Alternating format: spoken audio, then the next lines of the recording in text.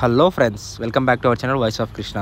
పూర్వం నవాబుల కాలంలో ఈ ప్లేస్లో బోయ తెగ వాళ్ళు చాలామంది ఉండేవారు. నవాబులు దక్షిణ భారతదేశం పైన దండయాత్రకు వచ్చినప్పుడు ఈ సరౌండింగ్స్లో ఉండే వాళ్ళంతా భయపడి పైకి వెళ్ళి తలదాచుకున్నప్పుడు అమ్మవారిని ప్రార్థించారు. అప్పుడు అమ్మవారు ఉద్ర రూపంలో వచ్చి అమ్మవారు ప్రజల్ని కాపాడింది.